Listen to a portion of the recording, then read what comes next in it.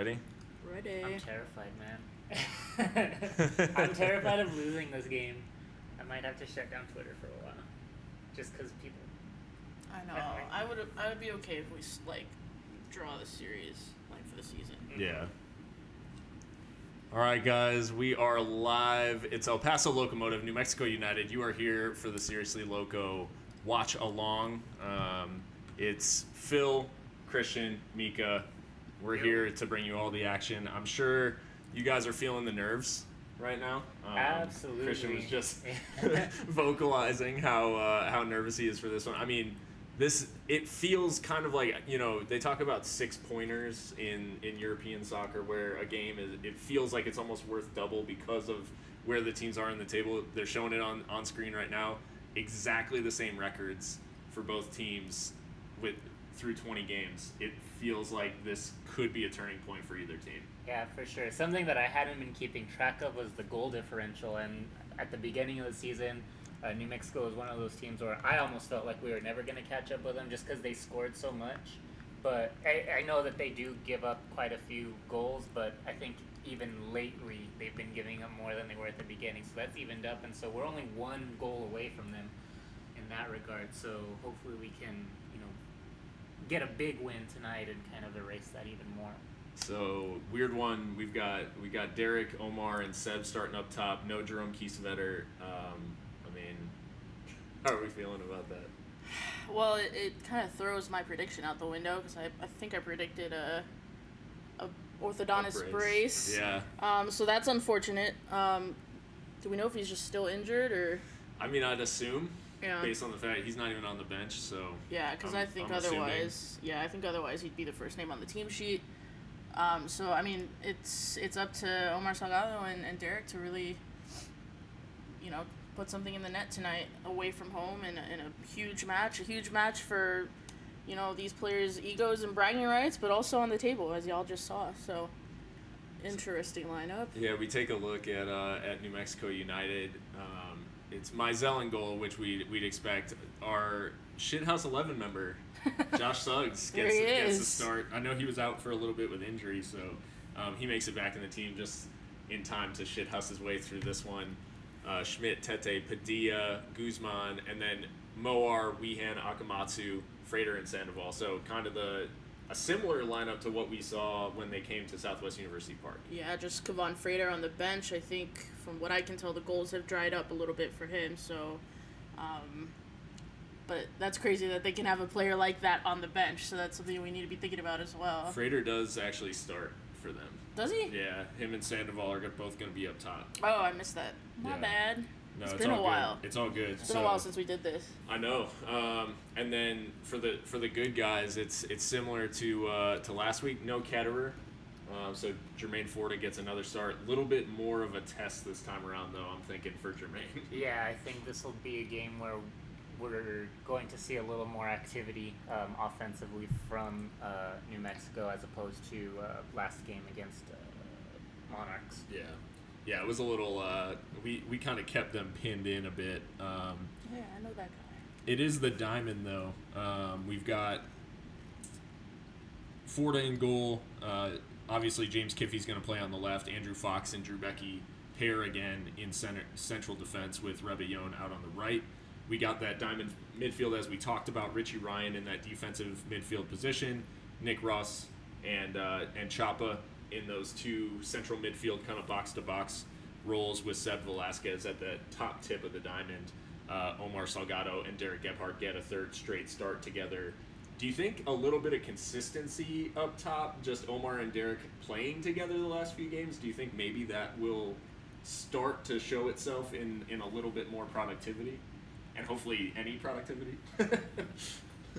I hope so, because as we saw in the last game, and I think a few games before that too, when both those players are on the pitch together, it seems like Derek tries to look for Omar, kind of like in that chance we talked about where we thought, he should have shot. Right. He looks for Omar in the box instead. So, yeah, I mean, a big part of tonight I think is going to be their decision making in the box and being aware of one another.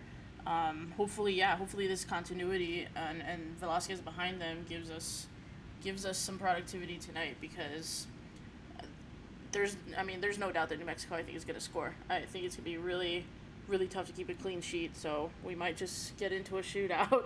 Yeah. I'm hoping, I don't know about you guys, but I'm hoping we've had a lot of bad luck when it comes to just like scoring unlikely goals. We've really only scored, really well worked and kind of tap in type goals, except with the exception of maybe Nick Ross's and Calvin Rezen's, rest in peace.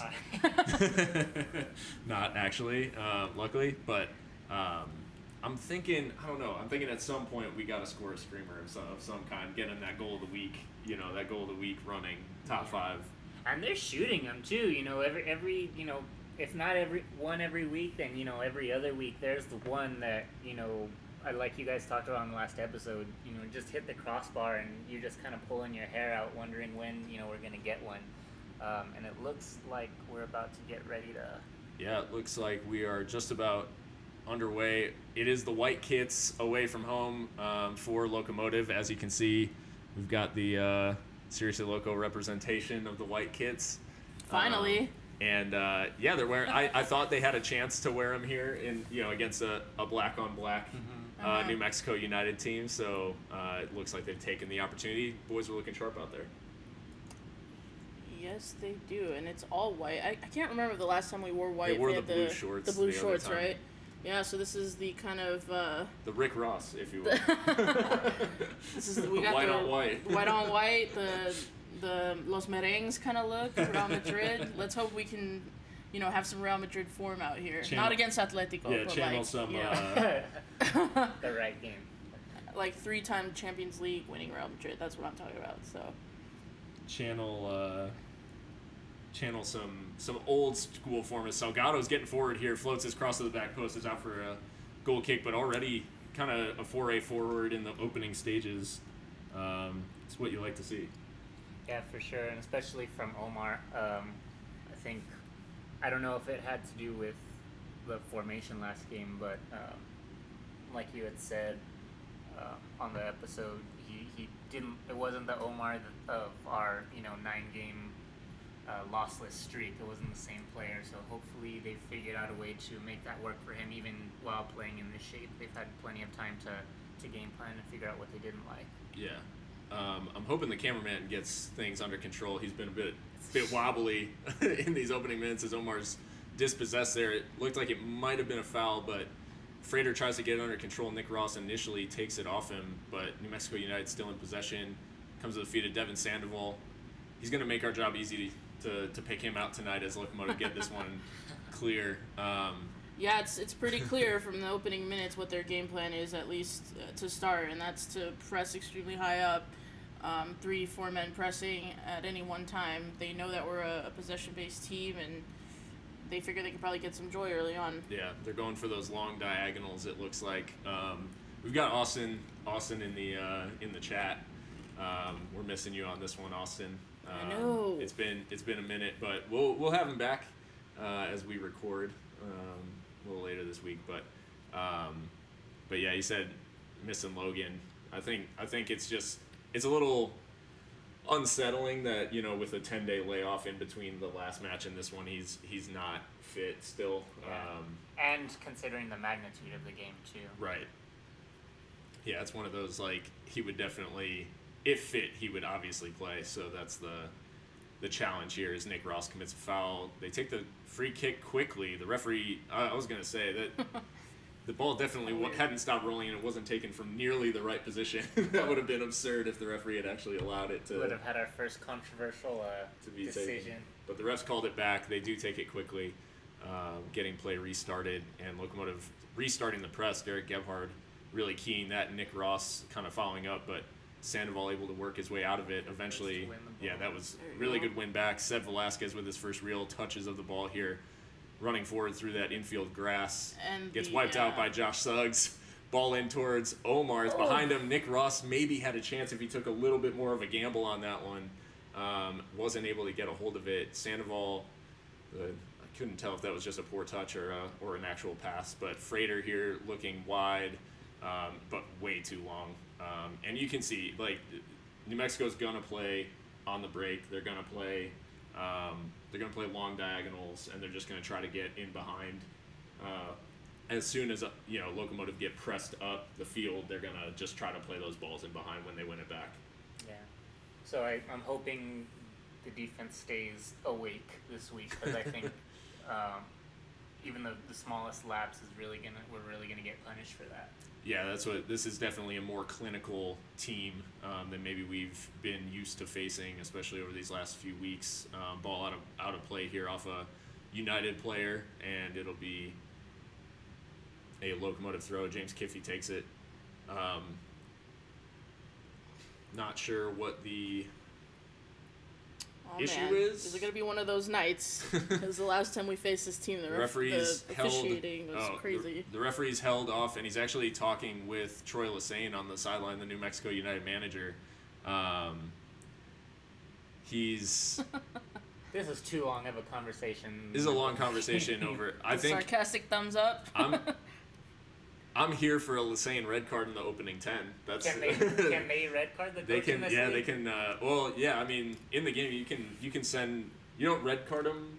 I think that's changing now, where it's actually a red card can be issued to coaching staff. Mm-hmm. But a manager can be sent to the stands, basically for ref abuse. Right. I mean, you as an Arsenal fan, one of the most famous instances of that happening at Old Trafford, I believe.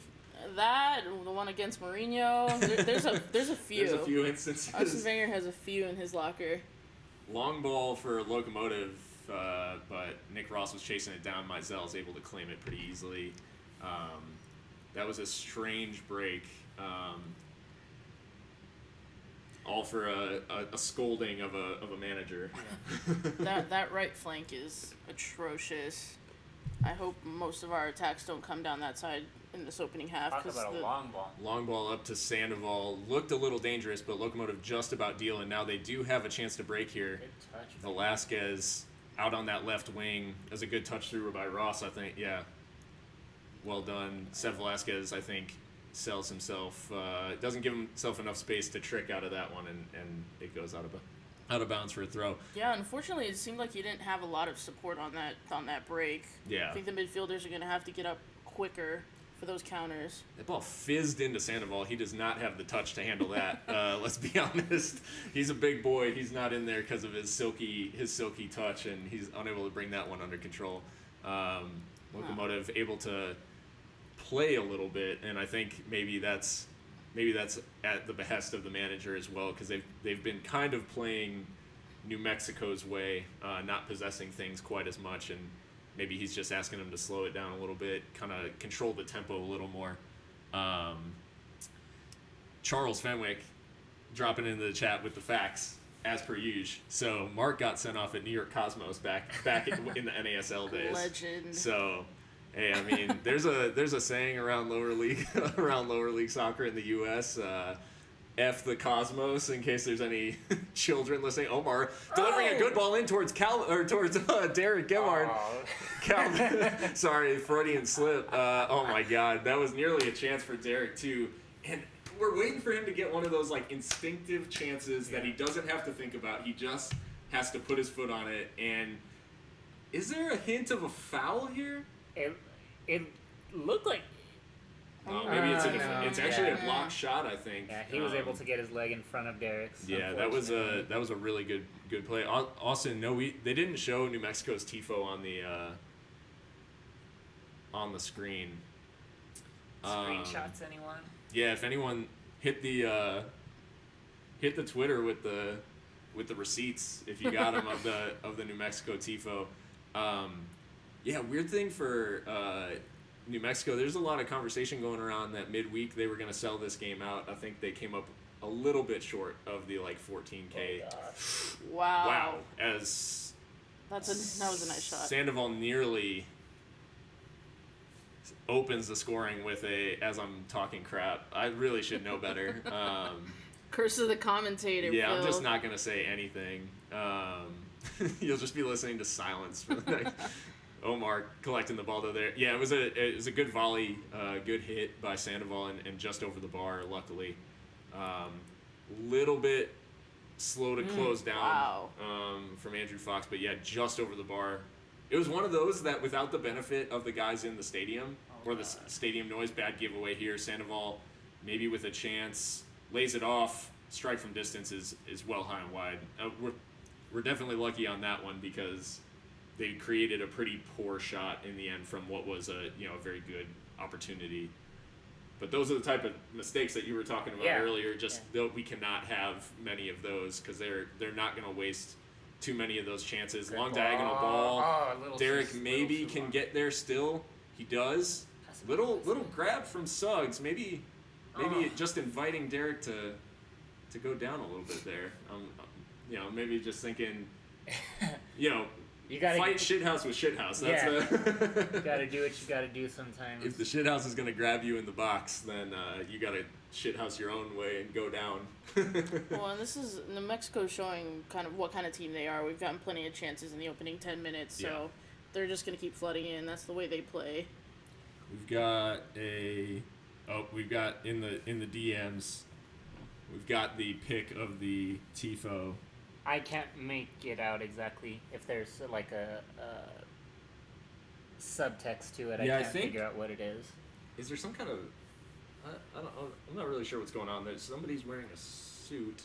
And Omar here getting forward, torching fullbacks as per usual, and New Mexico just able to get that one clear. Sev Velasquez steps in and wins it back. there you go. Well done. That's one thing we talked about it in the episode, I believe, but just one thing that surprised me about Sev is he is not only a very talented attacker, but he uses his energy really well to win the ball back as well and try to maintain possession right after losing it. Kind of reminds me of, Mika, just like a Roberto Firmino kind of influence where he does a lot of work defensively from an offensive position. Gotta love a striker that can put in a stand tackle. And we've got Velasquez able to spray a pass out wide, looking for Rebellon, who's able to bring it under control. Might be able to put in a cross, slips on the pitcher's mound, and it's out for a throw for Locomotive. So I think the TIFO says we came to play. That's definitely what the words say. Okay. Is it some kind of badger or what is? I'm not sure. Is that an animal? We've got Harry from San Antonio. He's in the chat as well.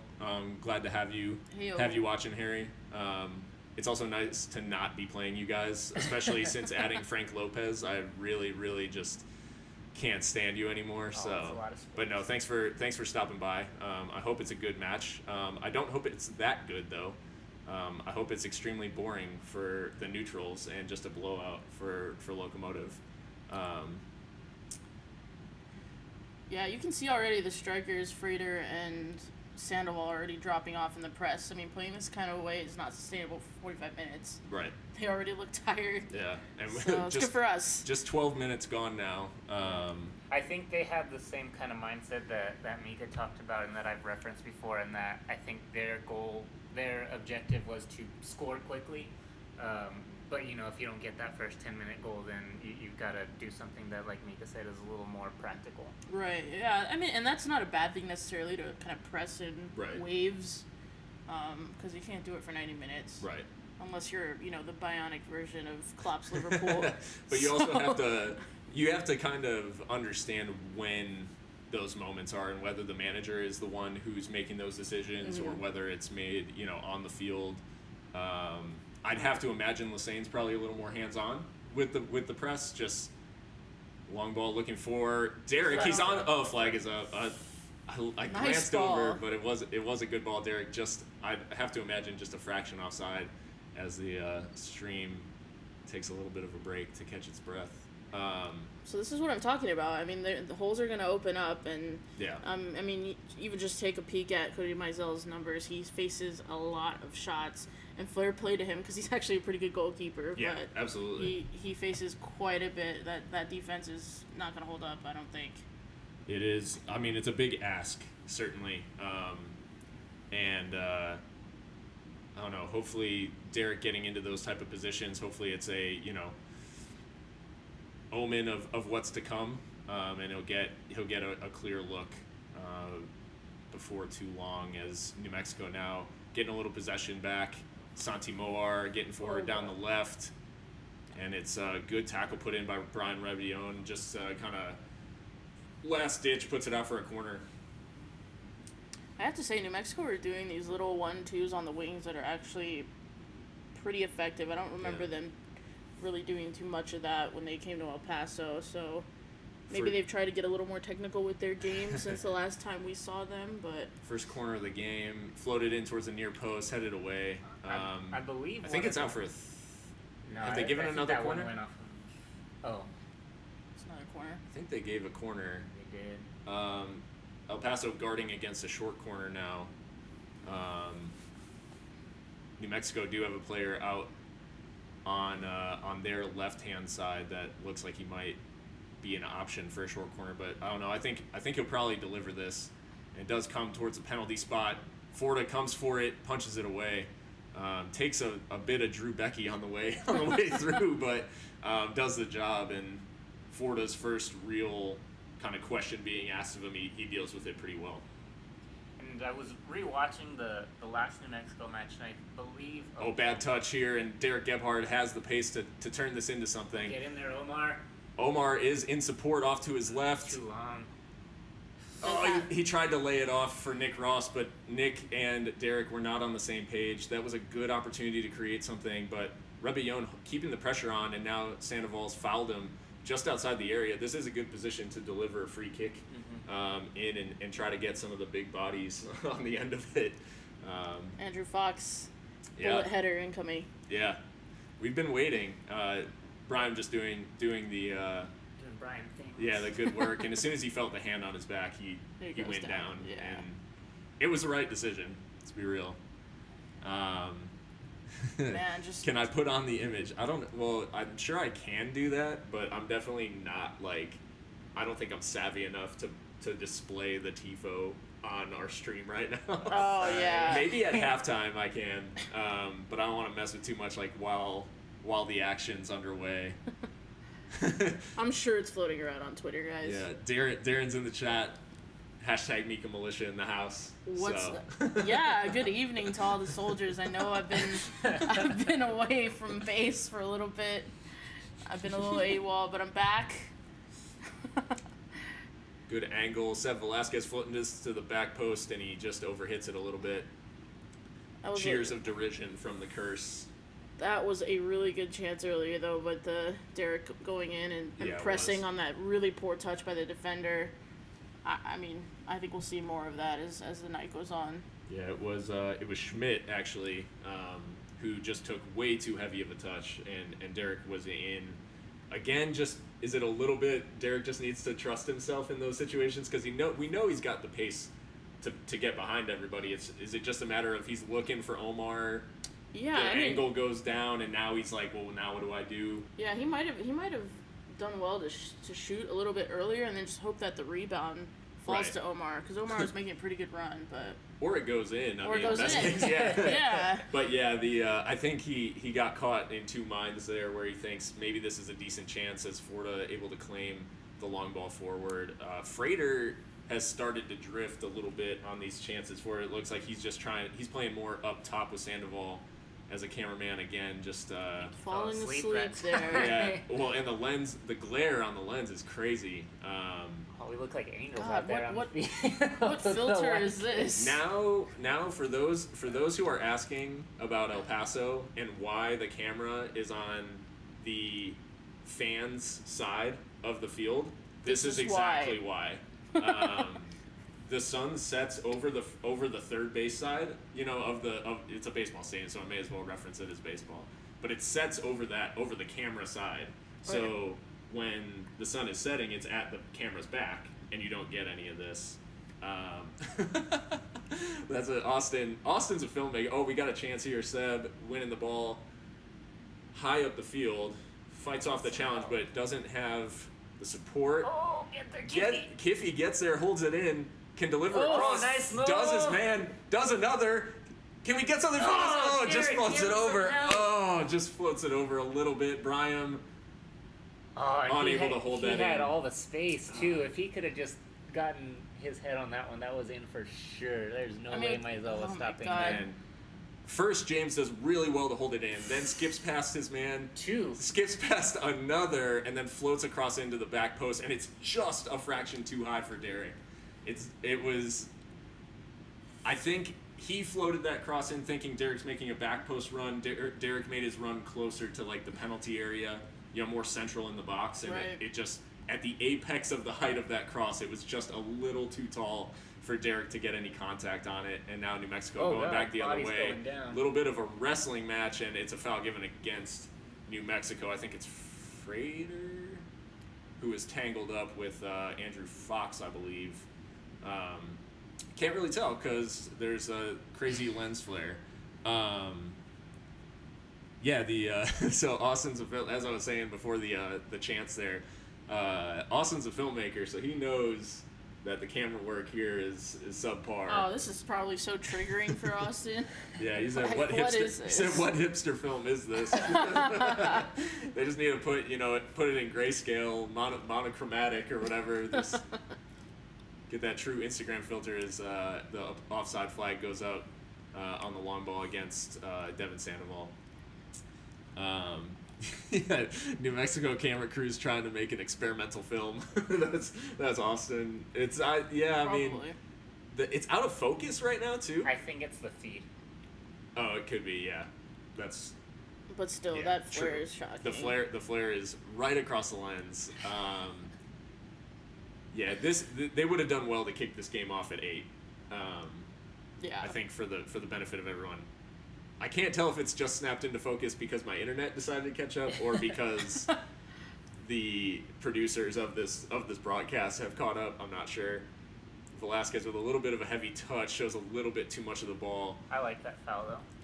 But yeah, just commits a little cheeky foul there, and stops New Mexico from breaking. It was, I want to say Weehan there, who won the ball off Seb initially. Now New Mexico back on the ball. Well, I'm encouraged. I think we've had the better of the chances through 20 minutes. So yeah, really the Sandoval chance is the one, and it would have been a cracking goal if he had scored it. Just absolute stunner. So we've avoided but we still have quite a bit to play, and I'm not saying anything else. Yeah, right. Seriously. 20. We're into the 22nd minute. Good tackle there by Bryan, just to stop Moar from cutting inside. And now Velasquez is in space. Can he just find the right pass here? Slows things down. Lets the rest of the team. I think it's something that's in Seb's game a little bit too. I know that we've talked about it in the past that Locomotive. When we attack as a team. And it's everybody moving forward, everybody moving back, attacking and defending as a team. Where it's becoming most glaring as a foul committed here by United, I think it was Sandoval tracking back. But where it becomes most apparent is when a guy like Velasquez is in the team. Yeah, Sandoval just kind of putting his shoulder on Andrew Fox there, nudging him over. But when you see a guy who's new to the team, he's trying to break quickly, and the rest of the team is waiting for everybody else to kind of get forward. Where Seb is just automatically like, all right, we got the ball, let's go attack. He's very direct. Yeah. And free kick taken quickly. Derek's got a shot here. Oh, just wide of the post. Oh man, Derek, that would have been such a confidence boost for him too, because he finally put his foot through it and it was right there. Yeah, he's so close. So for me, I love seeing this for him because as a fan, I get excited because he's getting those shots in, but I worry that for him, it's like, man, I can't do anything right, so now I'm just gonna stop shooting. And I'm worried that that's his mindset, but I hope that that's not the case. Fractionally wide, as Darren said in the comments, just had the keeper beat, but beat the post as well. That's. Well, yeah, and I'm sure if we get a replay of that, you'll see just how asleep everyone is in that New Mexico back line. I love the quickly taken free kick because no one was ready for that. I just wish it had paid off. I mean, y'all know as a Liverpool fan, I'm a big fan of taking set pieces when no one's looking. Yeet. Corner taken quickly, Origi, as I say. Barcelona fans, cover your ears. That's no, I love it. It's just a smart play, and especially given the situation, It's in the position on the pitch. It creates a great chance. And Derek, I mean, we've been talking about it as now New Mexico getting forward. It's Frater, Shut it down. central. I think he tried to slide that pass through for Sandoval, but overhits it.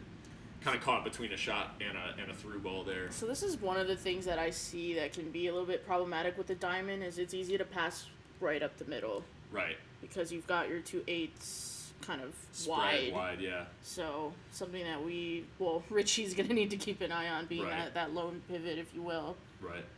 I mean, it is something that there's a little bit of flexibility, but yeah, given the quality as well of New Mexico's wide players, like you want to limit the influence of Santi Moar and sure, right. And Frater's going to drop wide as well, and try to create chances from there. Is Nick Ross doing a great job of pressing up front. Hockey fans will know it as the forecheck, and ends up in Locomotive possession. Drew Becky just getting this one under control to restart things the other way. But yeah, you want those central midfielders out wide to be able to provide that defensive width, right? Because you've got your fullbacks providing the attacking width already, and you need them to help contain those threats out wide. But yeah, it does make you a little light for bodies in midfield, and the onus becomes on Seb from a pressing standpoint, as he's having his jersey pulled pretty clearly. As I want to say I can never Guzman. Does he have a nickname that I'm not? Is this like a Yuma situation? Oh, like where they're like, one-word name? Monsalves or whatever. Like, Monslaves. Is there just not a Guzman? Like, am I just not remembering? I don't know. A New Mexico player, but anywho, yeah, Guzman pretty clearly tugging the shirt and shorts there of Seb. Yeah, Velasquez has definitely been giving them trouble there. I Yeah. think that's maybe the 3rd time he's been fouled, maybe 2nd, but Nick Ross with a nice ball slid up top for Omar. Opts for the simple ball back to Nick, and then Seb dropping deep to receive this one, looking for that pass to break through the defense, and another foul committed here. It's on Chapa this time. Chapa not too involved so we far. haven't heard his name very much this game. Yeah, and that could have been a dangerous situation. He didn't know that guy was right behind him to possibly take the ball off him. Yeah. So Yeah, this is And 2 fouls, within a minute for Guzman. You wonder how long the ref is going to allow that to go on before there's some discipline shown. Yeah, I mean, he's already lectured Lassane, so and I haven't noticed Troy put in any challenges yet, so maybe I missed that. But this ball floated over the top, looking for the flick on. I think it was Omar. Ross does well to collect this one, plays it back. Richie Ryan, who also hasn't had his name called really, but he plays a really good ball through for Ross. Ross plays it across, looking for Rebellon, who's pushed forward. He's on the edge of the area, delivers a cross in. And it was Velasquez had it was Velasquez charging into the box, who nearly got on the end of that cross and just couldn't make the correct contact. God, that's exactly what we've been looking for too from the attacking midfielders. We talked about that run. The late run, yeah. And he just couldn't get the right contact. He was under pressure from Guzman from behind. I don't think he had a chance to swing the leg either. Yeah. I'm not sure if he's anticipating a flick from Derek as well. Derek just barely gets maybe it skims the top of his head. Yeah, and I think they're still, naturally, they're still trying to learn each other's moves and their movement. So, yeah, had they had a couple more games together, that might go in. Yeah. Richie Ryan, the nice little turn in midfield. Feel like calling his name just so you guys know that he is actually playing. But it's one back here by New Mexico. Frater's on the ball. Santi Moar's drifted more central. They play it out wide. I don't know if this is Suggs getting down the left. Keep your eye on the back post there. Cross goes in. Richie Ryan deals with it very simply, and Rebellon will be able to boot this one clear. But it's kept in by United. Frater with a good turn. He's running at the defense here. He's past one. He's past two. Luckily, his touch too heavy, and it's out for a goal kick. Not sure if he's appealing for he's appealing for a corner, because it definitely came off him last, I think, just because no one was really in the area. Becky caught a little flat-footed, goes for the slide tackle, and then it's just a heavy touch that's from off of Frater for yeah. sure. I mean, if that slide tackle from Drew just put Frater off enough to take that heavy touch, he was in. Yeah. And that was a very, very dangerous moment for El Paso. Luckily, they escape unscathed. And now Omar dropped wide to the left, plays it off of Weehan for a Locomotive throw. Seth Velasquez with a nice little pass there. Again, Omar under a little bit too much pressure to escape, though. Does well to keep possession. Now Velasquez, nice little flick ball through for Chapa. Chapa now for Omar. He's on. Omar was. They called him off. They called him offside. He looked on. Yeah, I'd have to agree with you. I don't know about that one. Quick restart from Mizell, going long. It is Route 1 stuff here for New Mexico United. They get the flick on from Sandoval. Frater able to collect. I mean, it's exactly what they want to do. As Frater and Sandoval run into each other. From distance, Guzman lets fly. No, excuse me, Josh Suggs lets fly. Ooh. Blocked away. Yeah, these last 6-7 minutes or so have not been Locomotive's best in this half. Yeah. Letting New Mexico have a little bit too much say on the tempo of the game. Long ball looking forward. Frater goes down really easily under pressure from Andrew Fox. Fox waves an arm, telling him to get up. But yeah, we're past the half-hour mark now, and El Paso with a few good chances, getting forward again. Velasquez really embracing this 10 role and just a free roaming playmaker. He's been all over, receiving the ball basically in all areas of the field.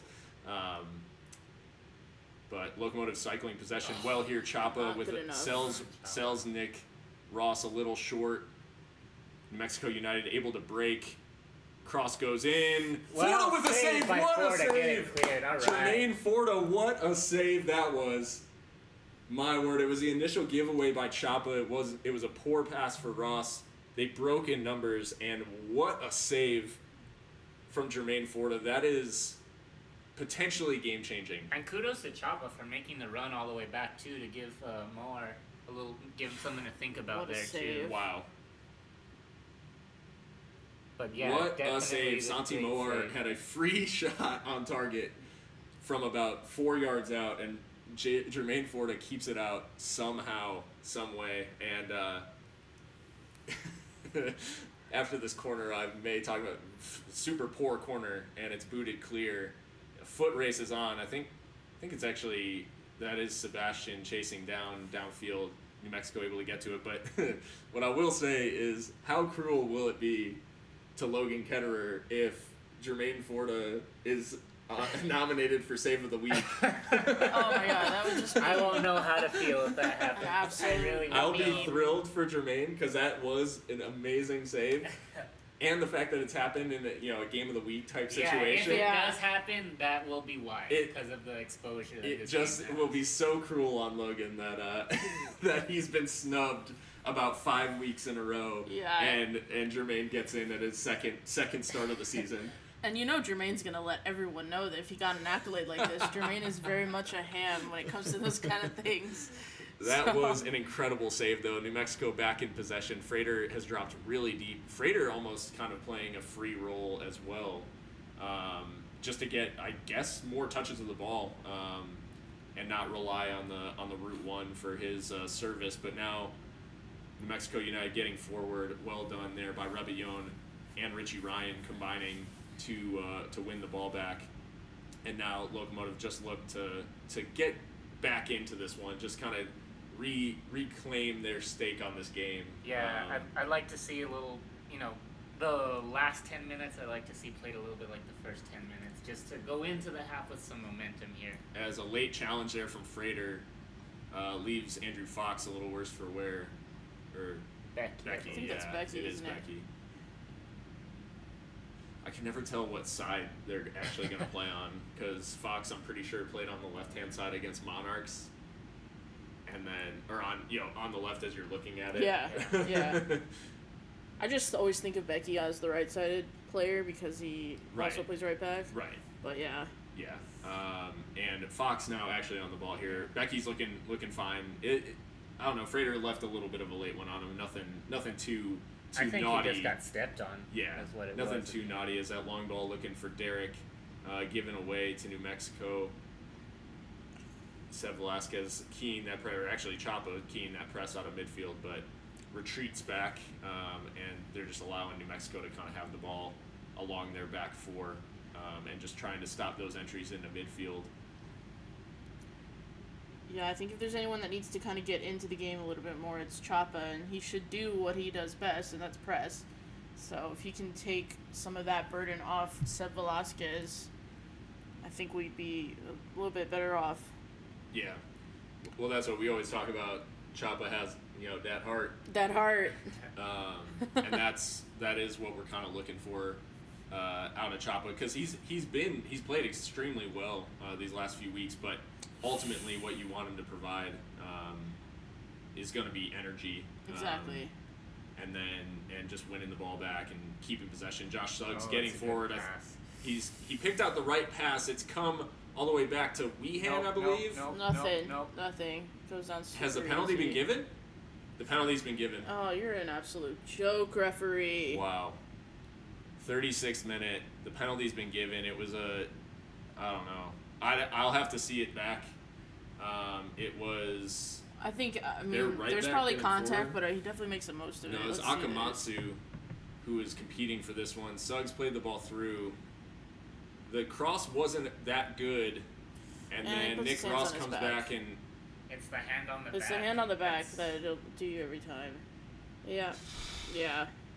It goes down gosh, easy. there's but not much in that. You put yourself in that position, Ross. Yeah. So Yeah. I can Yeah. say that. It That's was frustrating. unnecessary. so I mean, penalty. it is a foul, but you don't get that call unless you go down, because that's just how Right. the game is And- called nowadays. And now Nick Ross is injured at the end of that as well. I'm curious if this is just a little bit of gamesmanship here. It could be. I mean, that is an embarrassing situation there. He probably is just wanting to stay down for a bit. Have we seen who looks to be lining up to take it? Yeah. I'd imagine it's Frater or Moar. It'd probably be Santi Moar, but I'm not really sure who takes their pens. Yeah. I'd imagine it's one of their top goal scorers, but then again, Yeah. James Milner takes penalties for Liverpool. So. Milivojevic. Yeah, no kidding. Austin coming in with the goalkeeper tip too. Hopefully Logan tells him where to go on the pen. So wow, Jermaine just being thrown right into the fire Yeah, here. this is gonna be. a penalty I mean, he's gonna situation. hit quick legend status Yeah. if he saves this one. Yeah, now then you're gonna see Locos Nation be like, I always rated him. Yeah. watched him since the West Ham days. I've seen him at the academy. Nick Ross limping off, but again, not sure what the extent of his injury is going to be. He has had some issues with a laceration on his knee recently. It doesn't look like that's the issue. It looks like some kind of I think they got a little impact bit. injury. Yeah, I think they got a just little tangled. So hopefully he's okay to continue, but we do have this penalty still to be taken. Kevon Frater to take this one for New Mexico. Here we go. Can Jermaine Forda come up big? Frater scores. 38th minute gone. Well taken. And a Can't well lie. taken pen from Kevon Frater. It had been coming a little bit these last about 10 minutes. Yeah. And now quite a big ask now for the guys to get back into this one and get back get a goal back now away from home. Tough position to be in. Yeah, and unfortunately, like I say every time, once we're down, it's usually hard for us to come back. So hopefully we can turn the table on that trend there. So yeah, we're just about approaching 40 minutes. It's a gut punch as well that it's happened, right before halftime, and it's just the worst possible time to concede. In the first half, as they have another long diagonal ball. Rebellon able to collect this one. I just hope that this doesn't affect Nick Ross's game if he does come back in, because other than that, he was playing well. Yeah, and there is an element of just you want, you don't want anyone's confidence to be shaken, obviously, in a situation like that.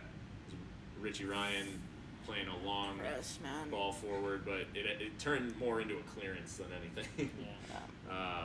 And the press is kind of gone out of the game a little bit. I think we are still playing with 10. Nick Ross has not come back onto the field. Luckily, a poor touch from Josh Suggs, which I will highlight any and all of his deficiencies.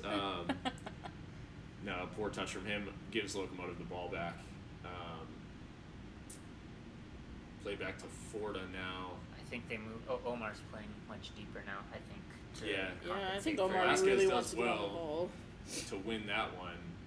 Bit of a high boot from Tete, I thought, and Velasquez's pass just leaves Rebellon a little short as well. Just need to be a little sharper. It looks like, I don't know, like we're kind of tiring here towards the end of the half. Just getting a little sloppy. A couple of the giveaways obviously led to some pressure, and we just have to kind of quickly give It's like Yuma's coming in. Oh, yeah, it doesn't look like Nick is going to be able to continue, and now a sub that we had talked about potentially being, with the lead is going to be made in the first half with us trailing, as Velasquez maybe eyeing something up here from the edge of the area. No, opts to switch it out to James Kiffey. Not a bad idea. Kiffey can obviously deliver a good cross, but Chapa, come on, man. Chapa gives the ball away to Kevon Frater, and now he's going to be booked for hauling Frater back. Absolutely not a good half for Chapa at all. It has been one to forget so far for Chapa, as Yuma ready to come into the game. Richie Ryan, I think, rightly bringing up the fact that a similar foul has been committed earlier in this half by New Mexico against Seb Velasquez. So I think maybe a little harsh on Chapa, just given what's transpired up to now, but certainly not a good half for our local boy from Chuco Town. Yeah. It's been rough. I think I don't remember 100% vividly when we were fouled, but I think the attack from New Mexico was a little more aggressive here than we were, so I think that might be the justification for the card. Yeah, it could be. Free kick here for New Mexico. They're obviously going to be pretty happy with where they're at right now, so they're just going to look for their opportunities, but they're passing the ball around well enough now. Frater plays the ball through. Kiffy's caught a little bit upfield. Akamatsu looked like he brought down Ryan, but cross is still put in. Referee waved play on, didn't see anything wrong with that. I didn't either. So I think I think they've done an okay job, but since the penalty, I think that the game plan for Locomotive really should be just to be fundamentally sound, even if they're not attacking 100%, just play a textbook game. Richie Ryan down now. It's just a collision. I think maybe a collision of knees. Yeah. Akamatsu's knee goes right through Richie Ryan. I don't know. I don't know if I'm being too reactionary, but it just seems like the diamond's not working out. And I think that having Omar up top, you don't get to see him dribble and get on the ball as much. And we need those kind of penetrating runs right now. I think maybe Mark Lowry might think about switching the system up for the second half, especially now that we have Yuma on. Yeah, you can play that double pivot. Go to the 4-2-3-1 or a 4-3-3, whatever you want to call it. Right. With Derek up top, maybe. Yeah. Or Seb, I guess Seb out on either the right Seb on the right. Yeah. Omar on the left? I don't know. No, Seb on the left as a left-footed player. Seb on, yeah. Yeah, because Omar needs to be inverted if he's going to play on the wing. And now Richie Ryan, he's still down. hope he can continue. If the injury bug isn't biting us outside of the games, then it's biting us in the games, during the games. My goodness. And what do we do if he can't come back? What's the next move? Just go full attacking. Man, that's frustrating. The light. It's a little getting a little dark in here. Well, Richie looks it looks like he's testing it out, yeah. okay to continue.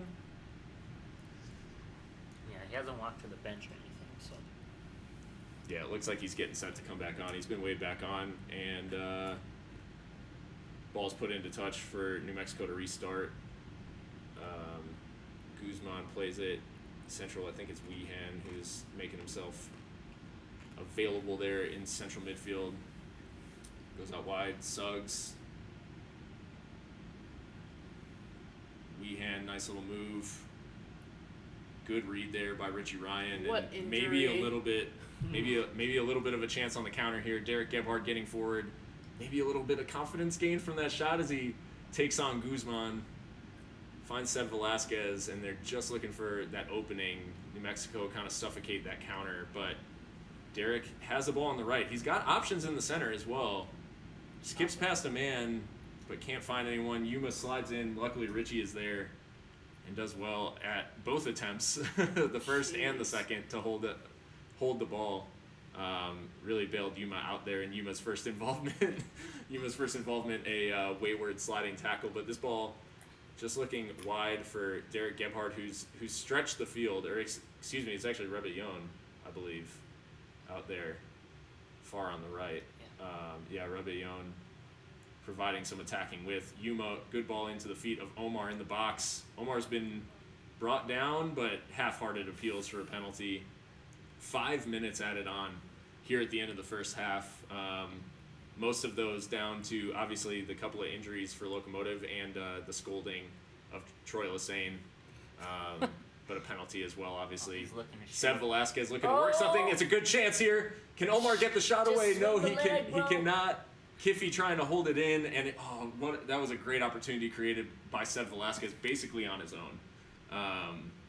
Did not have the angle to shoot. Opted to play that good ball through for Omar, who was onside and just couldn't get it out from underneath his feet. But Seb Velasquez is, I guess, pissed and wants to get something out of this first half as Kiffy floats that ball into the back he's post. on the ground. Mizell had no idea where the ball was going, had no idea what was happening, and dove randomly, I guess to show effort, because it wasn't going in. I think Mizell just, he thought Rebellon was closer to him to try to finish that, but in the end, Mizell's blushes are spared by the fact that the cross goes out for a So goal kick. Phil, I've got a request. Mhm. After this game, can you calculate Seb Velasquez's XA? Because it's probably Yeah, I'll have to ridiculous. do the XG from this game, mainly because freaking Forta's save is probably a .85. Yeah. Like my gosh. penalties I was gonna penalties say, are .75 technically. So because that's just statistically how often penalties are scored, about 3/4 of the time. But yeah, so I'd say that was probably a higher XG than a pen, which sucks because they scored the pen, obviously. Yeah, I wouldn't have guessed that. I would have thought penalties were probably around 80 or 90, but maybe I just haven't watched enough soccer yet. The argument was being made by Locomotive there, and it's in the chat as well. Just was that not a corner? I didn't know if there was a deflection on the cross. I think the only person from New Mexico who could have played that, as Derek putting us under a little bit of pressure. Let him One play. fairly.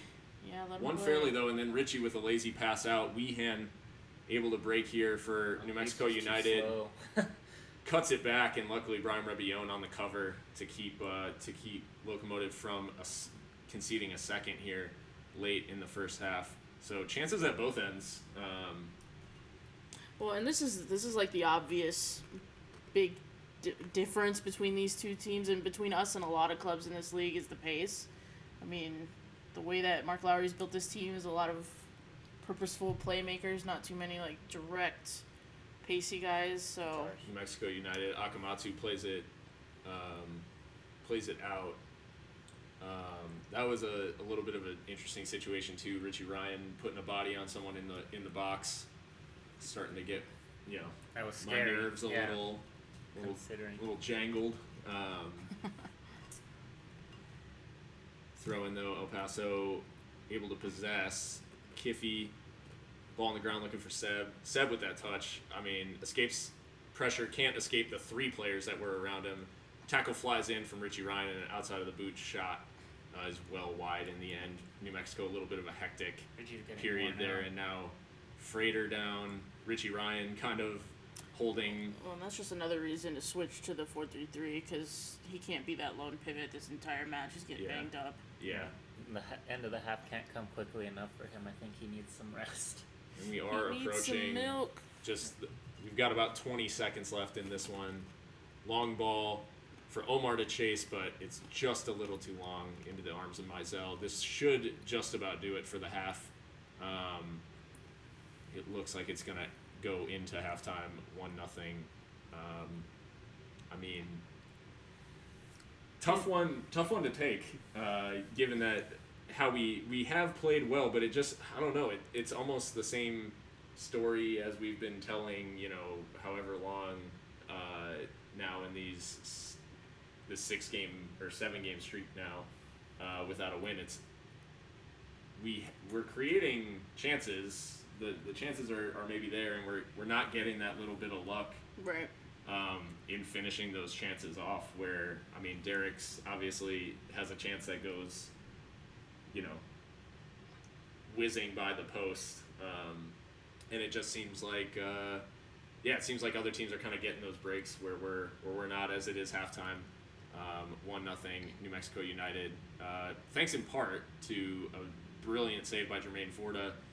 But then Nick Ross gave the penalty away, and Kevon Frater got his, I believe, 12th goal of the season. Broke a long scoring drought for him. So, thoughts, guys? Like I said, change the system. Omar Salgado needs to get on the ball a little bit more. It can't just be, in my opinion, it can't just be Velasquez driving us forward. I mean, we know that Suggs and the rest of that back line aren't particularly strong. So if we could get at them a little bit more in the wide areas, we might have, better opportunities. But we had a lot of good ones already. So yeah, half of it I think is just luck, like you said, Phil. And it will be, I don't know, it will be interesting to see how we react here in the second half. We are a little short of options. That's true. In midfield, obviously missing Jerome Kiesewetter as well to change the game, but.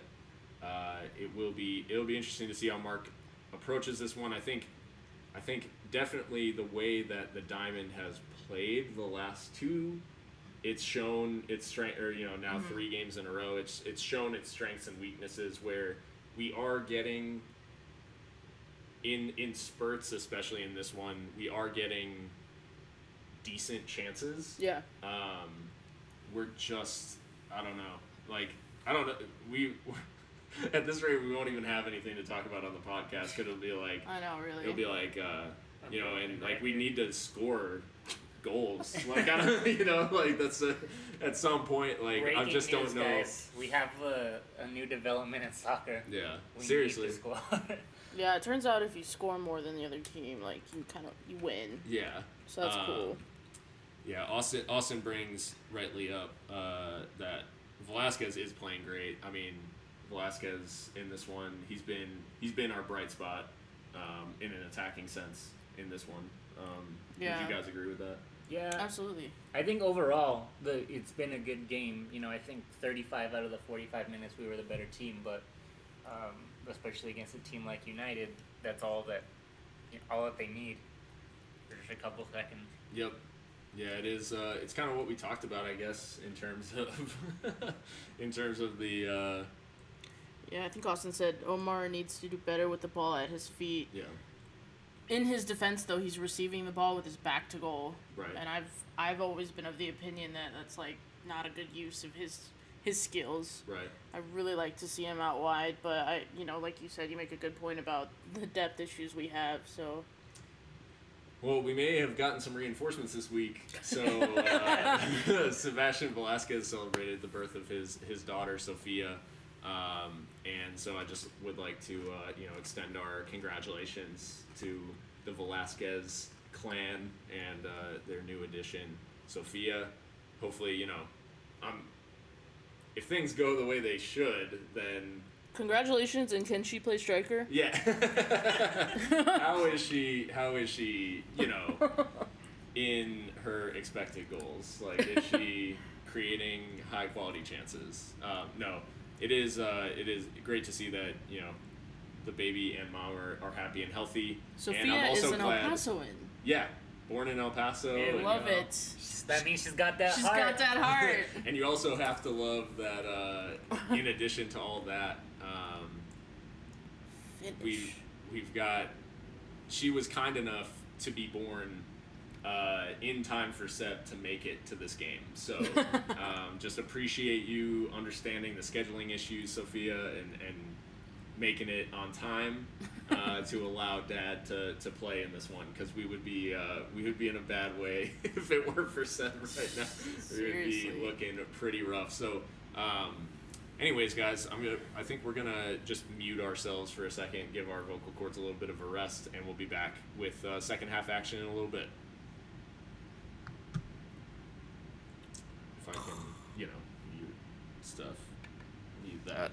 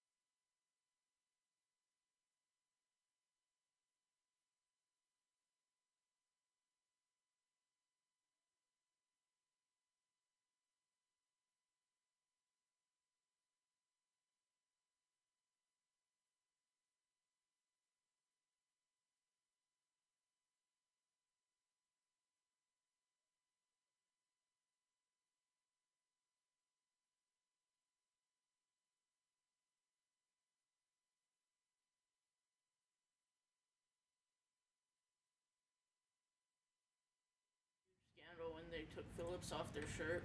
Yeah, I can People were imagine. fucking mad.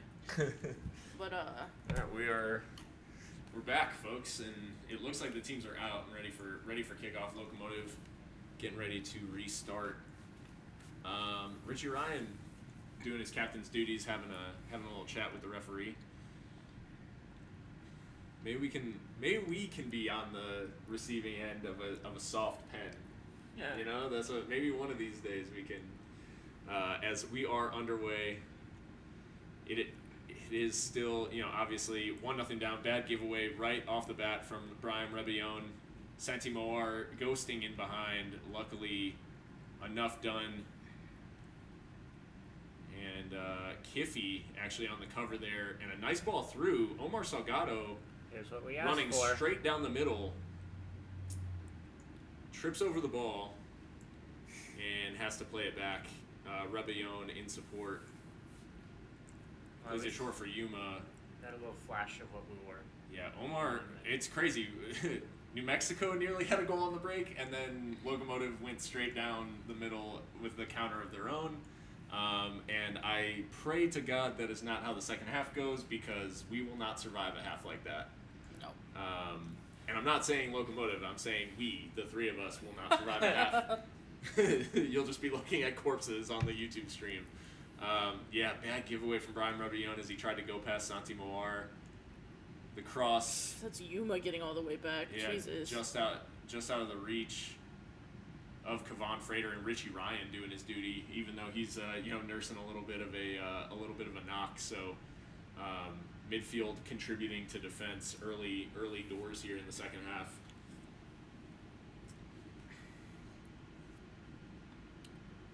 Good work there. Nearly won the ball back. They called it a foul. I think that is Chapa out there. I think they gave just gave a throw. So yeah. Is this game being streamed with a camcorder? Like, what the hell? I I don't can't tell think if it's my the- internet. I can't tell if it's I think it's the internet feed because the scoreboard graphic gets fuzzy too. right. No, I mean the like movement of the camera is like making me sick. Oh yeah, no, it's going like up and down. Yeah. And it's funny because watching some of the amateur stuff. Oh. Southwest FC played in the UPSL national finals. They lost to a team called Murciélagos, Utah, who they wear a jersey. Sebastian Velasquez, nice turn away from pressure here. He's got Kiffy streaking down the left. He finds him eventually, who can play the pass through to Derek Gebhard. Finds him as well. Derek might be able to turn and get something off here. Gets past his man and then trips over the ball at the vital moment, just as it was a good move too, and he just couldn't regain control. And now Josh Suggs just into a shoving match somehow, and they've called the foul against Locomotive, despite the shove from Suggs on Sebastian Velasquez. And now they will take their time. I'm sure by the end of this we're going to be infuriated one way or another, because they've already started time wasting 3 minutes into the second half. This is just such a piss poor mentality to do this at this point in the game. Come on, guys. Well, they had I believe it was New Mexico where they did the same thing at the end of the last game too. Yeah. Or I can't remember if the ref ended up giving Mizell a card. Yeah. Mizell has effectively taken a full 45 seconds off the clock, retaking that. Thought that might have hit Frater's hand, and a yellow card also issued to Richie Ryan. I don't know why. Hopefully that's just a Santi Moar, pass USL. Rebellon, good defense in the end. It was Richie Ryan tracking back. Man, that's twice now Rebellon has been beaten one-on-one. Yeah, Santi Moar getting the best of them. This isn't what I want to see a replay of either. Santi Moar a little lucky as Rebellon got the ball. It bounces off his knee and straight into his path, but New Mexico do have a corner here. Working some kind of routine. I've been worried about the set pieces because we gave up a set piece against them. True. So those have been making me anxious. Yeah, absolutely. Luckily, the corner didn't beat the man that first man at the near post. New Mexico United able to keep possession though. Down that left-hand side, Moar. I feel like they're trying to get him more involved in the attacks. As Josh Suggs getting involved as well. Moar passes Bryan again, and Richie Ryan again doing his duty, tracking back. But we're calling Richie's name way too much in our own penalty area. They're just asking him to do the near impossible, given the amount of minutes he's played for us, and the fact that he's, that lone six. It looks like Rebellon has to, one of these times, either win the ball or hack Santi Moar down, but he's got to stop letting him pass him like that. That's 3 times in quick succession that he's just been absolutely burned by Santi Moar, and we're not used to Bryan being the one who's burned. Is that flick on was nearly dangerous, and it was off a Locomotive head. Yeah, Jermaine Ford, it looks like he's getting frustrated, rightfully so. Yeah, this has been a poor opening 5 minutes of the half. But we can only go up, right, guys? I mean, I hope. Their 5th corner of the match, as you can see on the graphic there, 51 minutes, and yeah, it has to get better if we have any shot at getting back into this game. Headed away, Derek Rebellon getting his head to that. Man, that corner had like some backlift. That's kind of weird. weird. It just kind of saw that, right? kept rising. Yeah. It was like a chip shot, I guess. Yeah. Yeah. I can't believe we haven't had any corners yet. What the hell? Yeah. Jesus. Yeah, Darren in the comments, we look discombobulated. I'd say, yeah, we're looking just a little rattled, and we're not playing our game. That's for sure. We're not getting the ball down. We're not possessing it. As you see with the long ball from Yuma. Yeah, but I think there's also a frustration rising out of the fact that we're playing in our own half a lot because of New Mexico's press, and we just have to be able to play through it. We have to break this press. Whether it's a long pass over the top that unlocks it, or whether it's it's a quick interchange in midfield as Derek maybe with a chance to break the press there, but played out by New Mexico. Okay, we do relieve some of the pressure. We're into their half. Maybe we can finally build something here. As Frater with a foul there. Not Frater's first foul of the game either. No, he's had quite a few. One. He's had quite a few, and I think there's an era of he gets away with stuff because he is a forward. And that, I don't know. To me, that's a little bit. He's definitely lucky there. Should be at least a talking to for the amount of fouls he's committed. But Locomotive now, curler there. I think it was Chapa in the end who took that one. But Cody Mizell catches it pretty easily. At this point, I don't even mind shots like that. You Just see if Mizell's awake. Yeah. Absolutely, as a ball chip forward for Sandoval. He's down this left-hand side. Moar finds Guzman infield. Guzman sprays it out wide right. Akamatsu now plays it back. New Mexico kind of setting up camp inside the Locomotive half, and it's just, it's almost exactly the opposite of what Mark would want the game to look like. It's not designed, and we're not designed to play this much in our own half.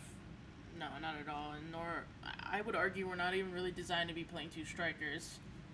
But out for a throw, a little bit of a sloppy pass there from New Mexico. Rebellon tried to gain some ground there on the throw and gets pointed back by the referee, and now will pick his target a little more carefully. Rebellon gets it back. I think he's been fouled by Guzman there. Restarts quickly. Chapa back to Andrew Fox. First time pass out to Kiffey after that initial kind of bobbling touch. Kiffey will deliver across here. Maybe a chance for Derek, but cut out well there by Tete at the near post. Really good ball in from Kiffey, and one of the first real dangerous deliveries of the game that we've seen. Oh man, one of these just needs to go in for Derek. It would mean so much to him, and obviously so much to the game. He's finding himself. Ball. It is an awesome ball. Such a great ball. It's a good challenge in the end from Tete to get back on that and put it behind. It is a corner. It's our a first corner. of the game, and maybe just maybe we can make make our presence felt here with this delivery. I think Velasquez is over to take it, if I'm not mistaken. No, I don't think he's Left-footed at the top of the box delivery. there. Probably Kiffy. Chapa at the back post. Chapa puts it back into the danger area, and Mizell, did he carry that out, or does he just keep it in? It looks like he may have just kept that one in. Thrown off by Mizell's pink camo. It's Richie Ryan. It was Richie Ryan with the delivery. Chapa got the header after the initial header was missed by Fox. He tried to put it back into the mixer. Not a bad idea from Chapa, and nearly actually kind of lands at the feet of Derek Gebhardt, kind of just out of his reach with his back to goal. But little bit better signs now here in the as we cross the 55th minute. What the? They spent so much time away from the match action that we have no idea why the ball I was thought we were still in waiting for the Locomotive's goal kick. possession. I mean, which would have been understandable given the fact that Mizell is going to waste as much time as possible. Good switch of the ball out from Ryan out to Rebellon, and Rebellon finally running into some space. The ball though lacks any kind of direction or pace, and now New Mexico United look to break the other way. Yeah, it's starting to get frustrating. That first kind of pass is not really of the required quality, and now Becky slid in on Devin Sandoval, and he's going to be booked. I don't know if he can have many complaints about that. No, Becky arguing as usual, but that's a card. Oh man. And that's the type of position central. You definitely don't want to give these type of free kicks away. Guzman did well to poke it around Yuma, and then Becky goes in on Sandoval. I don't think he has to make this challenge. He definitely he gets closer to the ball than I originally thought, but he definitely takes a lot of Sandoval as well. So I'm actually fine with the card there. I just think I don't know that Becky has to make that challenge. Correct me if I'm wrong, Mika, but is that his defending like a fullback kind of mentality there? I think he's just overall an aggressive player, and he needs to be a little bit more discerning with when he's going to go up and when he's not. I think Fox does a better job of deciding that. I don't know. That's Scary place unnecessary. This is a dangerous spot for the free kick. If there's any type of decent camera work, I could tell you who's taking it. It's deflected on the way through. I think it came off a United player given how much they're chasing it, but nope, he's given a corner. So blocked by the wall, I guess. But no, it was a long run up, almost like a Mishak kind of free kick. Like one of those direct, attempted knucklers. Yeah, just trying to put his foot through it and get as much kind of wobble and spin on the ball as possible. Packing the box and crowding Forda out for this corner. That's kind of the idea. As we're getting close to the hour mark now. Driven corner to the edge of the box. Oh. Strange routine there. If I'm being frank, from United, but they do keep the ball in. And now Weehan looks to deliver across towards the center, and it's out for a goal kick. Yeah. If I'm New Mexico, though, I don't think it was a bad idea. Kind of just counting on us to make a mistake. I think. Mm-hmm. I think common knowledge. So it's either offside or a foul that's been given from where this free kick's being taken from Forda. It's not actually a goal kick, so I'm not sure what was actually given there. But when you crowd the keeper like that, normally you just try to float the ball kind of right under the crossbar, like as close to the keeper as possible, and just hope that crowd of bodies just causes enough confusion to make him make an error or come too early for the ball or whatever. I know a lot of teams have kind of favored that, especially like Premier League teams have started to use that a little bit more. Something that worked pretty well against Everton. They've got a bit of a shorter keeper, like we do. Right. So it's not necessarily a bad tactic, I guess. And Locomotive here back in possession. Rebellon being pressured by Frater. When is he going to get a card? Yeah, because it's about his sixth foul of the game, and now ridiculous. Rebellon down. Will he at least get a talking to? I think he's just coming to look at. Yeah, he's just barged right through the back, and then he leaves a little bit of a stamp Not intentional. I don't think. Oh, But he steps. God. Oh, that He was- tried to kind of lift his leg at the last second, but Yeah. it doesn't look. I'm not faulting him for the little pat at the end. Right. God, I just have to imagine that. It's Okay, like, but no, is this a card? Because you're still responsible for where your Yeah. boot lands. I mean, It's Frater's got to be on thin ice by now. He's committed so many fouls in those type of areas, and it's doing exactly what it's designed to do essentially, right? Like it's just supposed to break up rhythm. It's supposed to keep us from building any sort of real attack. yeah. And until it's punished, it's just going to continue. Oh, give Poor away. pass there. Oh. Chapa is. It's just that it's that kind of game for Chapa. Yeah. He's not enjoying himself out there. Even when he's got a chance to win possession, he's not really doing it. And now a foul given against James Kiffey. I don't know why we're throwing the ball like that. We should be setting it up for them. I'm not really sure what the. Yeah, it's a good point. Oh no, that was more of a tangle to me. I didn't really feel like that was much of a there was much in that, but Yeah. I'd have to maybe see a replay. Ball in towards the center, towards Sandoval. Luckily, it's over his head. Rebellon collects and is able to play it long. New Mexico United keep the pressure up. Rebellon initially wins it back. Frater takes it right off him. And then Frater with a little dribble out there. Rebellon, not a huge fan of that. Luckily, it wins the ball, but it is out for a New Mexico United corner again. We're across the hour mark, and we are across the hour mark. Are we going to make any changes? Would be the question in this last half hour. Is there anyone that we can bring on to change the game right now? Calvin. Let's get Memo out.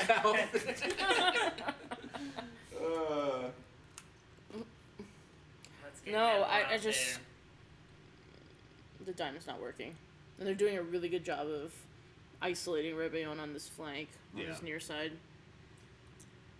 Corner comes in, headed away. Yuma, I think, got the decisive header. It's out for a throw.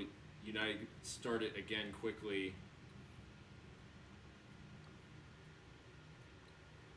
Derek Gebhard collects the initial header from Brian Rebellon, but New Mexico get it back again. There's a lot happening. It's back and forth.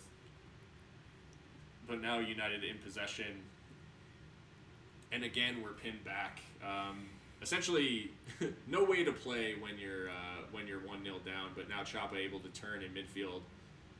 Maybe get a just good do pass here. and he completes a pass to Derek, and maybe he can kind of feel like a part of this match now. Baby steps.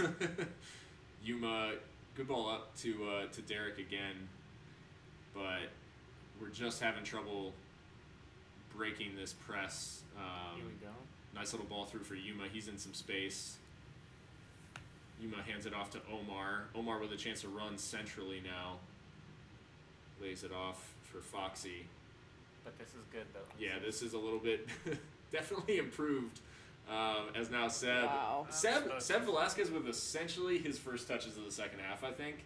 Yeah. And now New Mexico win the ball back. It was a uncompromising sliding challenge, but gets the ball. And then an equally uncompromising challenge as Chapa nearly gives the ball straight to Devin Sandoval. Yuma able to collect it though. Richie. And now Seb Velasquez on the ball again. Yuma out wide for Rebellon. I mean, it's just looking a little. I think I'd take Chapa off for maybe an Edson Partida. Oh, here Yeah. comes Edson. Yeah. Oh, yeah, there he is. Okay. Yeah, I think that has to be the move. And then you go to a true kind of 4-2-3-1. Yeah, we need width. This is. Just let Seb Velasquez play out wide and find some space. Let Omar play out wide. Let Derek play up top. Just try to stretch that back line. Mm-hmm. This is sub number 2, correct? I'm not missing. Yes. Yeah, sub number 2.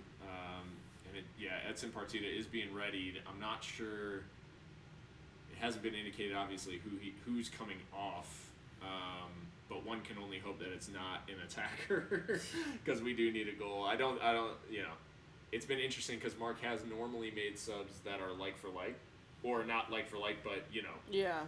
generally speaking, he doesn't take off as Richie with a loose touch there. Devin Sandoval was lurking. Luckily, Yuma there to clean up, and then Chapa tries to spray a pass out wide. It's just not on for him tonight. Yeah, it just isn't. We've obviously been full of praise for Chapa, and I think rightly so in the last few games. It's not his night tonight. He's been poor, and I think you just have to call a spade at some point. And his performance in midfield tonight has been rough. I would think he would be the one withdrawn, because I don't know that the attackers have done anything particularly poorly. Mm-hmm. I mean, aside from not put the ball in the net. But they're doing. I'd rather add an element for United to deal with than take away one of the players who could potentially kind of create that moment. So Phil, you'd put Velasquez on the wing. I was thinking he's staying in the 10 and Partida on the wing. Or sorry. Right? Edson goes wide. Omar goes wide. Long switch. Oh, it nearly worked. That was crazy. Rebellon, at first I thought that pass was going out for a corner. It fizzed across. Brian Rebellon had made the run up the right, and he tried to pull it back across goal. I don't think anyone else on the team was aware of what was happening. It turned into more of a shot, and Mizell saves. That was wild. Yeah. So Edson's still not on, is what I noticed from that. Yeah, I don't think play has stopped yet. You're right. Sorry. Which is crazy. Yeah. No, this is a long. It's been in play for like 4 straight minutes. As New Mexico United now getting forward. Freighter's got the ball out wide on the left. Suggs now skipping inside of Velasquez, lays it off to Guzman. Sprays the ball out wide to the right.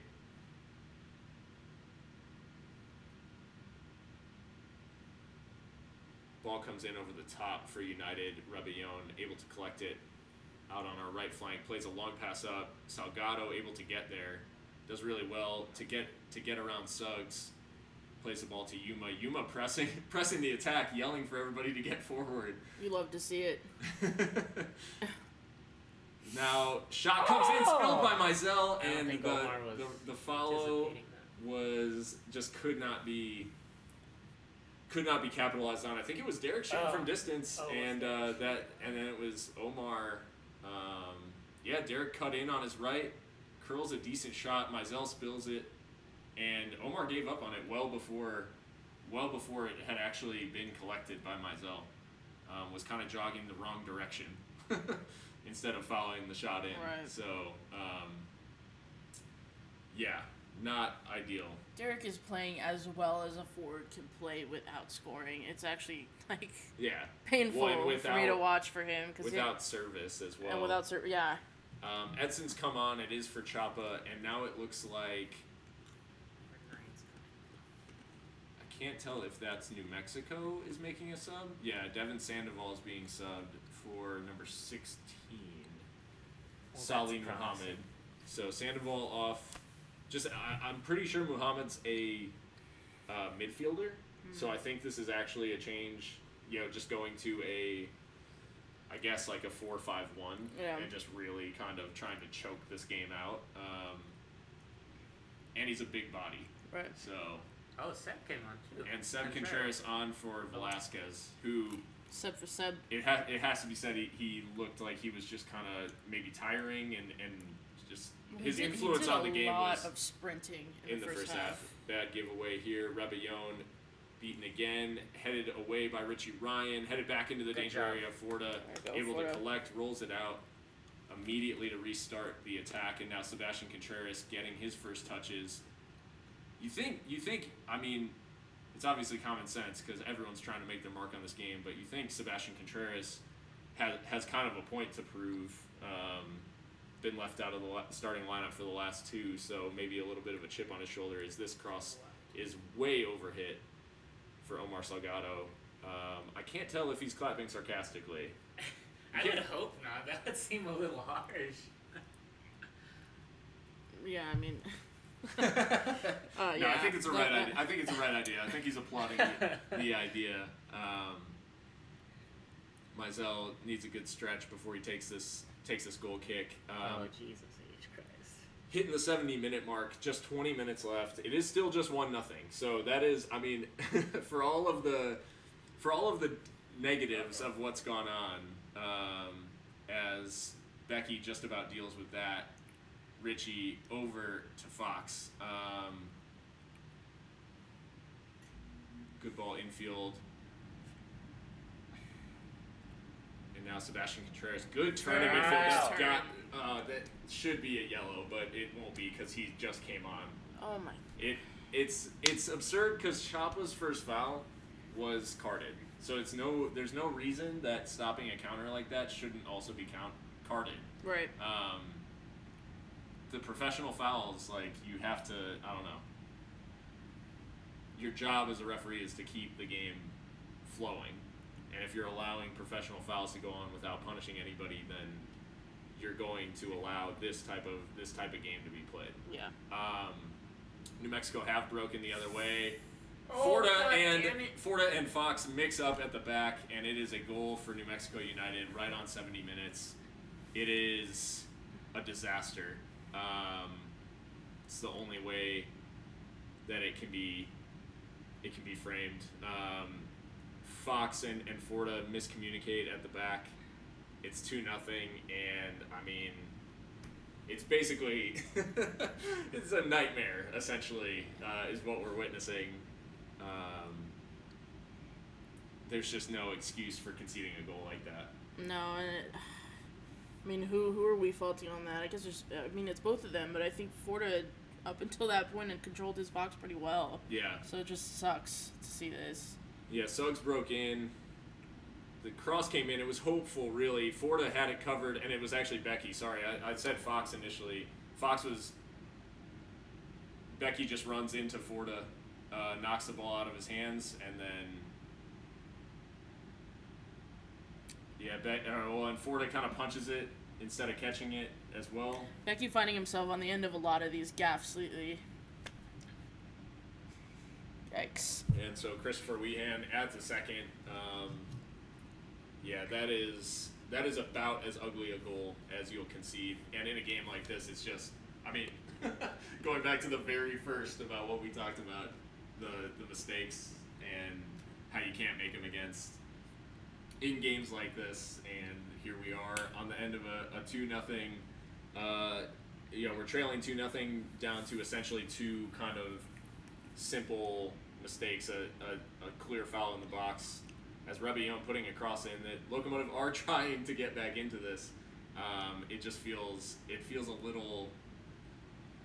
That's extremely deflating. Yeah, that is just such a poor goal to concede, especially when you're trying to get back into things. You just made a couple of subs, and to concede a goal like that is just so deflating. Cross coming in, though. Omar maybe getting on the end of this. Rebellon hits a volley, and it'll likely go out for a throw. It's actually held in. Can Omar collect this? He gets a toe to it. Wow, I cannot believe that was held in. That was an incredible hustle job. I'm assuming by James Kiffey. Yeah. Just based on the position of that.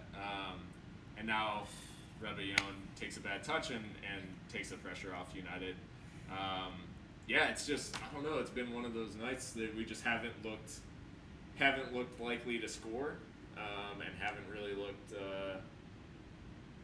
too sharp kind of across the whole 90. We've put maybe a good 25 minutes together, maybe a good half hour, as now they're breaking the other way. I think it's Weehan lays it off. Akamatsu finds himself on the opposite flank.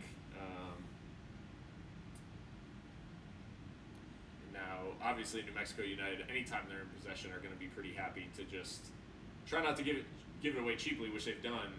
But now Seb Contreras under pressure. Yeah, it's right faster. It's got to be a foul. Nope, he's given the foul against Contreras. That's amazing. It's just... Wow. It's not our night in any sense. Suggs earned a foul by pushing Richie Ryan earlier, and then now Sebastian Contreras has committed a foul by being fouled. So now a header contested by Frater. Drew Becky tries a chest control. Frater skills past him a couple of times. The header comes in, and it's a third for New Mexico United. Is this Drew Becky again? I mean, I don't mean to be. It's mean, Weekend with a second. No, not he. Becky wasn't inside the box on that one. I don't think. Becky got beat on the initial. Fox the initial, and right? Yeah. As in that shouldn't have come Becky in. gave the ball away. Yeah. Initially, and it's a poor third as well. God, this is. Honestly, this scoreline is unfair to the way that Jermaine Ford played tonight. Yeah, to be absolutely. He's actually been on the end now of two very unfair score lines out of the 3 games he's played. Yeah, I mean, this is it. What's worse is this. What is that? I'm not sure why he's trying a chest control under pressure. His decision making needs to be better in that area of the pitch. It's just the cross is floated in at the back post, but gifted it. It's just too easy for Frater at that point. Nice cross, honestly. It's a good cross and it's met. I mean, please come back, Chiro. Anybody. I thought Chiro was going to be fit for this game too. I feel extremely lied to because Jerome and Chiro were supposed to be fit, and here we are, Jerome and Chiro-less. Honestly, I think we are missing our best player in each part of the field. Yes. Because for me, defense, it's between Chiro and Mishak, of course. Midfield for me is probably Yuma, and he comes in, but not enough to really, dictate the game that much. And then, of course, in the attack, Jerome Kieswetter. Yeah. Wow. It's incredibly frustrating because this is essentially, more or less, this is essentially exactly how things went against San Antonio. Darren wonders if we're being overcoached. No, I don't think so. I think that our depth is just not good enough. And that's something that you see across this league, especially with the newer clubs. New Mexico, for example, their depth is not good enough, but they don't have the injury crisis that we do. Right. Oh. Yeah, it's kind of the issue we're having right now. No starting keeper. Both of our top center backs are out. We've just got back 2 of our our better midfielders, and Nick Ross goes off to an injury, and Jerome Kieswetter, obviously. So, it's just it's been such a weird season. A little bit of a coming together there. Who is our number 11? Edson? Oh, that's right. Yeah, he came on. Which, in a situation like this, you expect that the younger players are kind of going to be passengers. Right. I mean, they don't have the experience in these situations most of the time to make a difference, so.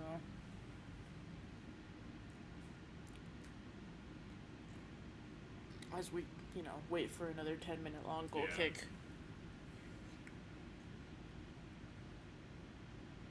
Yeah, but the decision making is something that we've kind of talked about all season.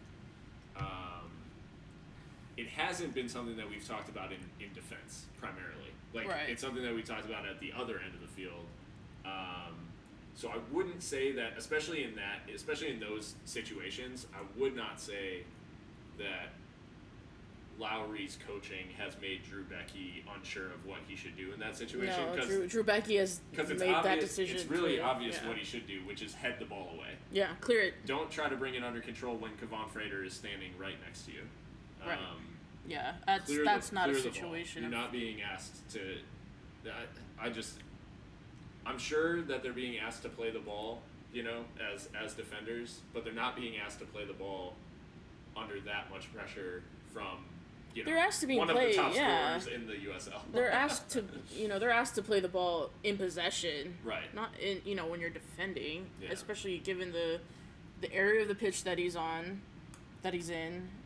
the time, the score line. That's not on Mark Lowry, in my opinion. Now the offside flag up against Omar again.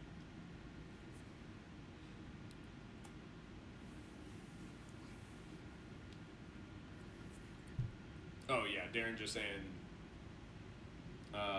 just referencing play in general, and yeah, I mean, no, it is true. I think attacking but I think decision making definitely could be better yeah, for sure. and I think the attacking decision making has been an issue, from the beginning. Mm-hmm. We really have one player.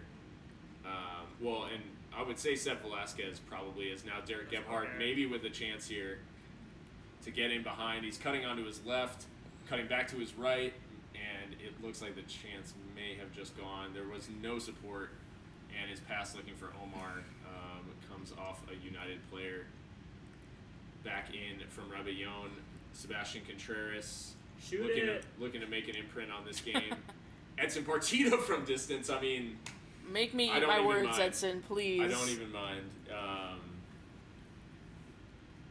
Yeah, Jerome Kiesewetter was at the watch party at the Palomino. God damn it. Yeah, that, I mean... Well, 50% he was in New Mexico, 50% he... Oh, no, he wasn't one of the 50-50s, was he? He was supposed to be 100% fit okay. for this game. Ketterer was still a question mark, but Chiro and Jerome, I was told after Monarchs that they were definitely going to be fit. So I'm interested what the prognosis is there, because I think ultimately the fans deserve to know when a player as important as Jerome Kiesewetter is going to be back. Absolutely. I think they deserve. And it's on the club. It's on the club to manage fans' expectations in that way by being transparent about injuries. So early cross comes in from the left from Kiffey looking for Gebhardt, but yeah, I mean, if everybody's going into this game expecting those kind of names to be on the team sheet and they're not, then there has to be some kind of communication from the team saying, this is what happened, whether it was a training injury or whatever, or setback, didn't pass a fitness test or what have you. But yeah, really anything. Foul given away by New Mexico here. It's a nice spot here, hopefully. Yeah, it's I don't know. I mean, is the miracle on? If we can get a goal, is the miracle on? Maybe we can. Yeah, at some point you got to manage our own expectations. Yeah, no kidding. Seb Contreras takes it quickly, flashed across, and well wide. The shot came in from Derek in the end, and not really near. I think the referee is on Meisel's back about time wasting, but he hasn't given him a card, so it's not. they're not going to get a card. I suppose we'll see this kick sometime around tomorrow.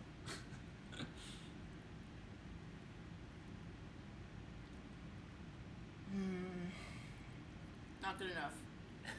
Austin said, I had a slight hope earlier when I heard the curse started Dos Acero chant. Yeah, we all did. We had a slight hope earlier when it was 1-0 and we... I mean, look at Mark Lowry. He's dressed for a funeral. Yeah. And he... I didn't think it'd be our own. Yeah, but... he's dressed appropriately. He's also... I mean, it's not often you kind of see him like this either. He's not pleased with how things go. There's a lot of times that he sat down because he was just over it. Yeah. He needs to bring the cardigan back is what needs to happen. Yeah. Yeah, the cardigan is major key. Cardigans and sky blues. Pep Guardiola. Yuma on the ball now.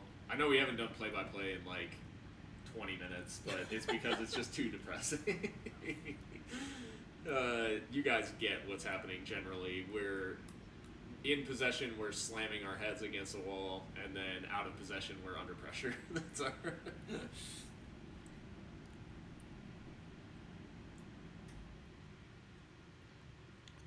Seb slides a good ball through for Omar. Omar unleashes with the left foot, high and never troubling Meisel. It's turned into kind of a shooting gallery, just hoping something goes in. But again, we wasted our best chances in the first half, and then created a bunch of good chances for New Mexico in the second. So, I mean, essentially, as crazy as this is going to sound, all three of these goals that New Mexico has scored have been 1,000% self-inflicted. Yeah, A I mean, penalty it's given away and 2 defensive mistakes. it's like when we were getting poor results in the very beginning of the season. They were mostly our fault, Yeah. and there's been no indication from these players that we can come back once we go down, and that's very concerning to me as we're getting into, starting to get into the business end of the season, or at least that half. Right. New Mexico back in possession here. We're entering the last 5 minutes of regular time. I mean, aside from the goals, there haven't been too many stoppages, so I'm not banking on a whole lot of stoppage time either. I mean, aside from Mizell goal kicks, obviously. Those, I guess, have been the longest stoppages, but I doubt we'll see much time added on as Richie Ryan probably should. We should see a booking here as he's just hauled down. Wow. And yeah, the first yellow card for New Mexico United comes in the 86th minute. Or sorry, second. Wait. Have they? No, that's that was the first one. Yeah. 86 minutes into the game. And that was like one of the less innocuous challenges or fouls. Yeah. Come on, Frater should have got one a long time ago. Right. Crazy. Anyways, yeah, it'll take an absolute miracle now. But free kick taken short out to Yuma, slides it out wide for Rebellon. Edson Partitas picked it up in the middle of the field, tries to play a pass out wide for Kiffy. It hits Seb Contreras. And why did he New Mexico fizz United that so hard? I think he tried to spray it out wide for. I think he was trying to get wasn't it to meant Kiffy. for him? I don't Yeah. think it was meant for Seb. I was gonna say, because that's a pretty hard pass for 5 yards. Yeah. Weird to see Partita kind of Yeah, deep. He's playing like a Resend role right now, where he's just kind of like all over the place. And now ball given away by Locomotive. United going back the other way. Chip ball through. Fox out wide and able to win the goal kick.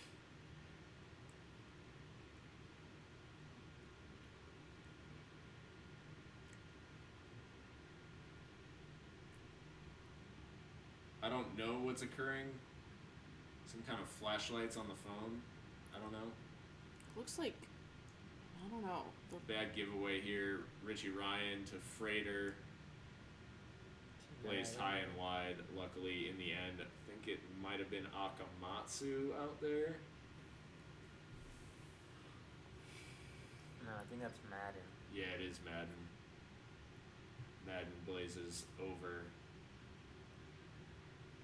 Kind of leans back on that one. Yeah. Ugh. What's worse about all this is that New Mexico United fans are going to be all up in the mentions about this shit, and that's not what I need. Like, I'm trying to live my best life out here. You guys already won the Audi Cup. Like, relax. Trying to live your best life. Is that what you said? Yeah. Gebhard fouled down near the corner. You know what it is? It's Salih Muhammad again, who keeps running. Anytime he commits a foul, and then sprints away like it's FIFA 02, where like you could run away from the referee and he wouldn't give you the card until he caught up with you. It would be nice to get one just to spare the shutout. Yeah, exactly. Like, they've only had 2 clean sheets all season. We're gonna give them a third. With the amount of shots that they concede, it would just feel wrong. Yeah, Darren says one for pride, hopefully. Yeah. Yeah, at this point, I'm just frustrated by the fact that we've seen the depths of New Mexico United, and we've gifted them this win. Cross falls in the box, no one there to attack it. It bounced. There was an opportunity there, but no one running onto it to try to force it home. Slight challenge on Yuma. A little late. Any contact there, it's definitely a card. As now Rebellon has sold Edson short, and United going back the other way. I mean, they're playing so carefree. Josh Suggs is playing in a 10. Kevon Frater's made a back post run. They've opted to slow it down. They go all the way back to the keeper just to run down some time. Well, this has been a rough one to watch. I did not expect the second half to go that poorly. Yeah. But we started the second half poorly, so. Yep. Yeah. At halftime, I guess I didn't expect it to go so poorly, but here we are, 3-0 New Mexico United, and it's been just diabolical defending, just completely like. Yeah, I just.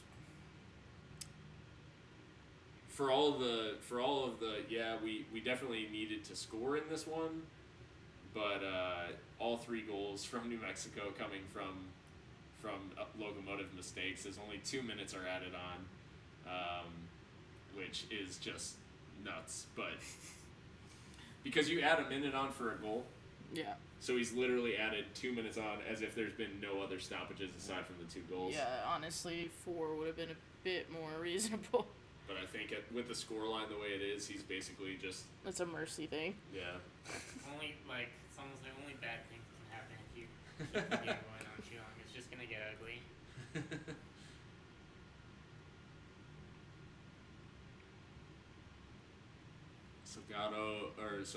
Salgado played it back to Rebellon, who was able to play a good pass.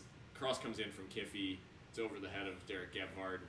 And, I mean, if we could sum up the night, that more or less, that attack right there. Decent chance, decent delivery was able to come in, and it just, no one's on the same page. And we are back in possession.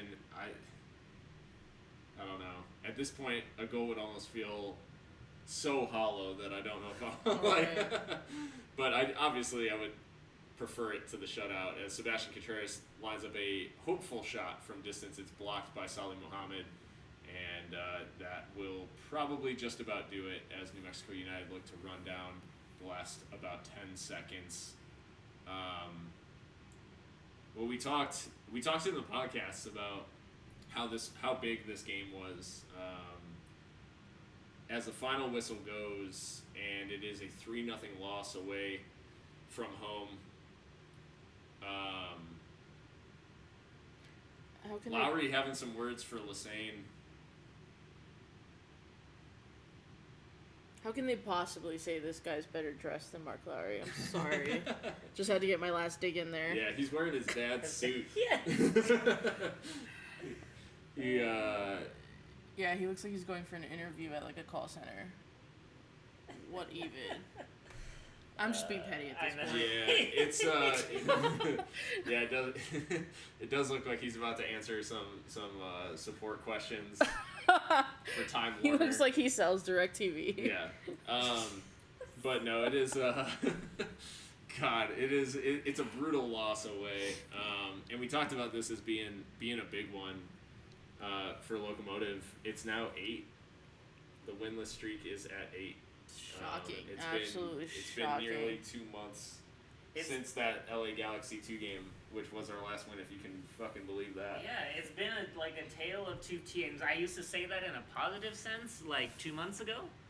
From the beginning of the season to only win on that 9-game stretch, and now it's like we're right back to, those first 3 or 4 weeks of the season, but except this has lasted twice as long. Is it down to Jerome? I was just gonna say, is there something to the criticisms that were one-dimensional? You know what I mean? I was like, please don't. But at the same time, I also, like I said earlier, I just think that our depth is not good enough. The players that we've been playing, ideally, would not start as often as they do. So. It sounds like an excuse, but it's really not. I mean, can we ignore? I don't think we can ignore. And Mark said this. No championship team would be able to endure the amount of absences that we have. Right. I would be so fascinated to know what Mark said to Troy Lassane at full time, because it definitely was not complimentary. No, it wasn't. And So with the live table, it is interesting. So we still have we've played 21. New Mexico obviously go 3 points ahead. They're now level with Austin Bold.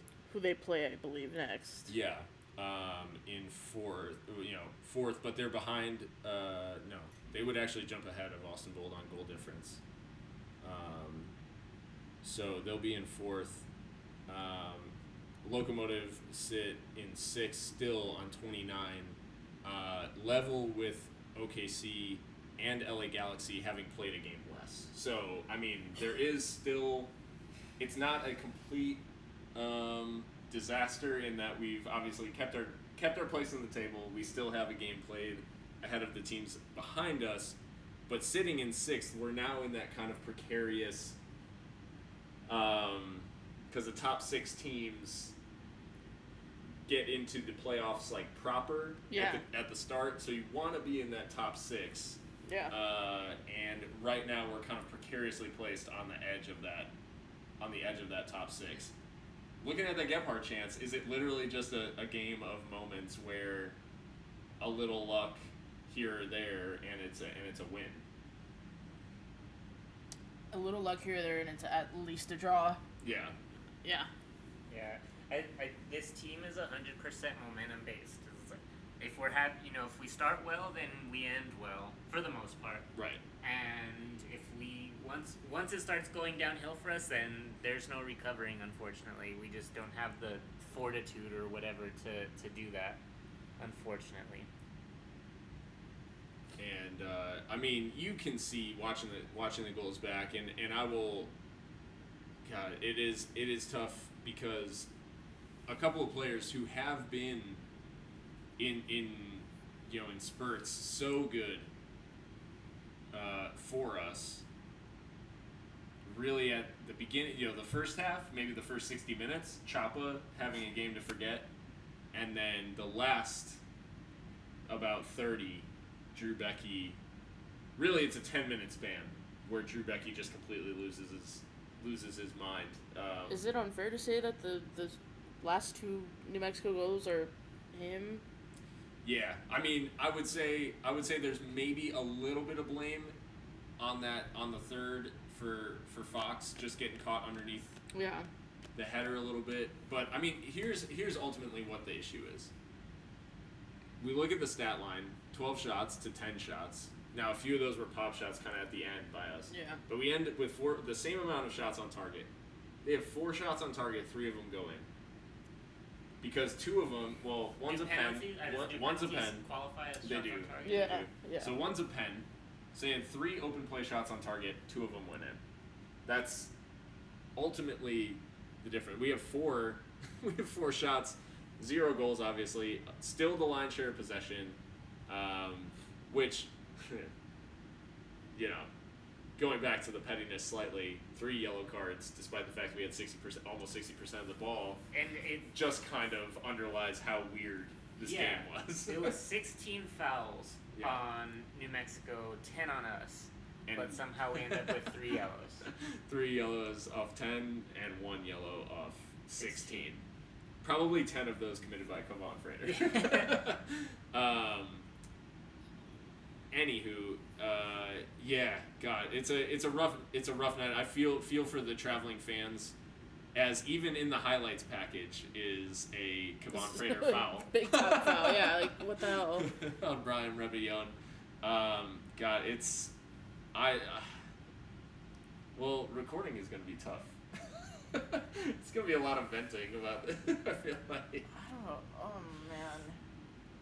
I mean, yeah, we'll figure out. Bottom line, it is a night to forget for Locomotive. It is a 3-0 loss to the arch rivals, New Mexico United.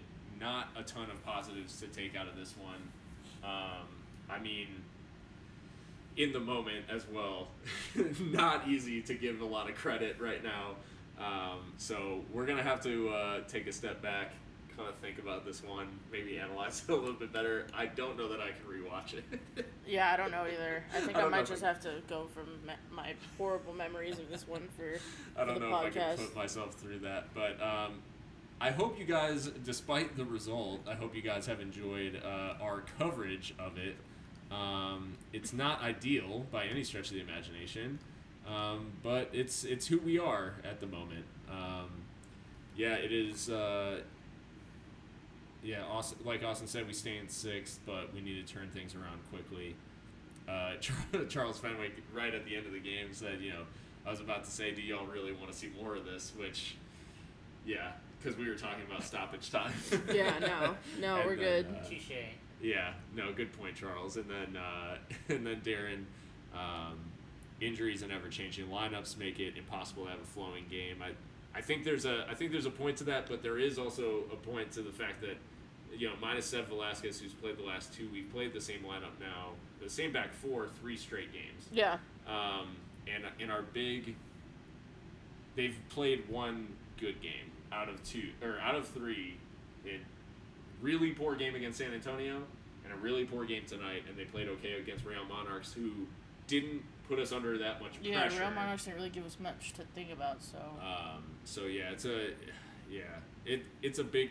I think it's a big issue for us, and now we have just a few days. I mean, is there an element of maybe Mark didn't want to risk guys who are maybe on the edge, thinking that they'll be fit in a couple of days for Portland?